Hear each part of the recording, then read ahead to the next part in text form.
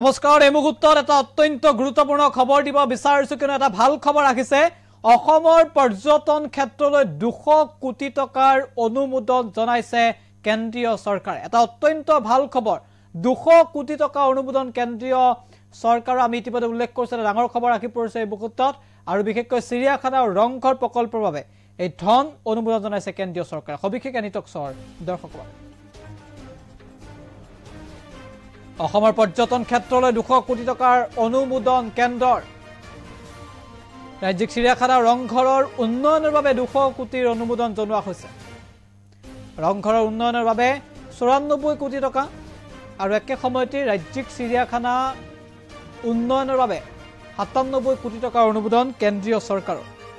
এয়া নিশ্চিতভাৱে এটা ইতিবাচক খবৰ এটা অত্যন্ত ভাল খবৰ সামাজিক মাধ্যম যোগে এই কথা প্ৰকাশ কৰিছে মুখ্যমন্ত্ৰী ডক্টৰ হিমন্ত বিশ্ব শৰ্মাই ৰাজ্যবাসীৰ বাবে এটা অত্যন্ত ভাল খবৰ বুলি ক'ব লাগিব এই মুহূৰ্তত কিন্তু আমি উল্লেখ কৰিছো যে মুখ্যমন্ত্ৰীগৰাকীয়ে জানিবলৈ দিছে অসমৰ সৰ্বাংগীন বিকাশ আৰু উন্নয়নৰ বাবে প্ৰধানমন্ত্ৰী নৰেন্দ্ৰ মোদী ডাঙৰীয়াৰ নেতৃত্বাধীন কেন্দ্ৰীয় চৰকাৰে আমাক গুৰুত্ব প্ৰদান কৰি আহিছে মূলধনী বিনিয়োগৰ বাবে ৰাজ্যসমূহক বিশেষ সাহায্যৰ অধীনত আমাৰ অসমৰ দুটা চিনাকি পৰ্যটন স্থান ৰংঘৰ আৰু ৰাজ্যিক চিৰিয়াখানাৰ উন্নয়নৰ বাবে প্ৰায় 200 কোটি টকাৰ অনুমোদন জনোৱাৰ বাবে মাননীয় প্ৰধানমন্ত্ৰী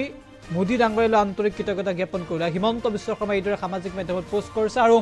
য'ত উল্লেখ কৰা হৈছে যে ভাৰতৰ পৰ্যটন খণ্ডত বৃহৎ উত্থানৰ বাবে এক প্ৰকাৰৰ এয়া নিশ্চিতভাৱে এটা ইতিবাচক পদক্ষেপ অসমৰ ৰাজ্যিক চিৰিয়াখানা তথা উদ্ভিদ উদ্যানৰ বাবে 97 কোটি টকা